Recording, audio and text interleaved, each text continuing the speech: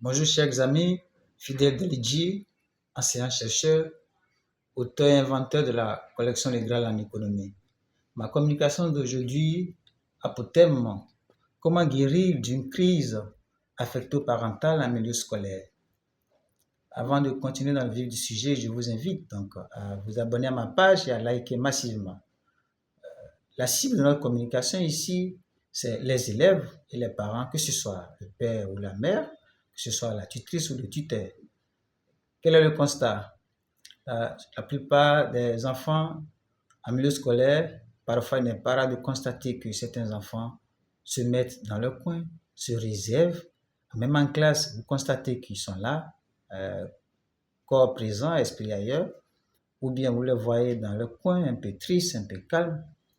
Et l'enseignant, en tant que pédagogue, éducateur, cherchant à comprendre un peu les motivations, les raisons, ne serait-ce qu'à mener ce dernier à suivre le cours, souvent constate que cela est dû à une crise affective eu égard avec soit le père ou avec la mère ou avec le tuteur ou la tutrice. Et donc, ce qui affecte souvent les parents. Donc, les causes de cette situation, essentiellement, c'est la destruction de la cellule familiale, où aujourd'hui dans nos communautés, avec les difficultés de vie et les réalités, nous constatons parfois que les enfants sont soit avec le père, soit avec la mère, soit avec le tuteur, tutrice, soit avec les oncles ou les tantes. Et donc, si l'enfant vit avec seulement le père, ça veut dire que l'absence de la mère est un élément qui affecte l'enfant. Le cas de la vie seule avec la mère également, l'absence du père. Et aussi aujourd'hui des enfants qui sont laissés à eux-mêmes.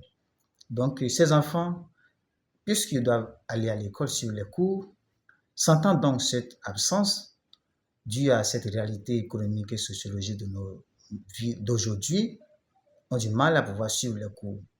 Et de ce cas de figure, les conséquences, c'est que l'enfant en classe ne suit pas bien le cours, l'enfant a du mal à pouvoir s'en sortir, l'enfant se sent pas bien encadré, l'enfant, son travail n'est pas suivi, et avec l'isolement, cela crée également une petite crise en l'enfant qui difficilement arrive à surmonter. Parfois même isolé, parfois même à la maison, vous constatez qu'il n'est pas là. Et donc, il y a aussi les pressions de ceux avec qui les enfants vivent qui font que la crise de jour en jour fait des mécontents. À ces éléments, qu'est-ce que nous pouvons proposer comme apport de solution?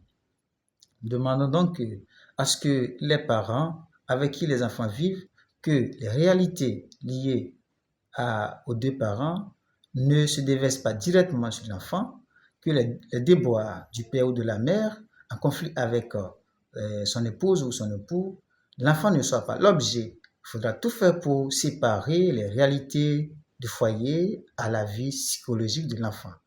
Parce que l'enfant, sur le plan moral, sur le plan mental, sur le plan psychologique, lorsque l'enfant est mêlé à ces situations de crise ou de conflit dans le foyer, si les parents ne sont pas en mesure de pouvoir juguler cela, pouvoir contrôler pour reconnaître la place de l'enfant de cela aussi a un impact négatif sur l'avenir scolaire et sur les résultats, sur les performances de l'enfant.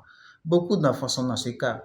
Et nos communautés aujourd'hui, nos réalités culturelles, nos réalités sociologiques font état de ce que les enfants à la maison font l'objet et sont des cibles à abattre entre papa et maman.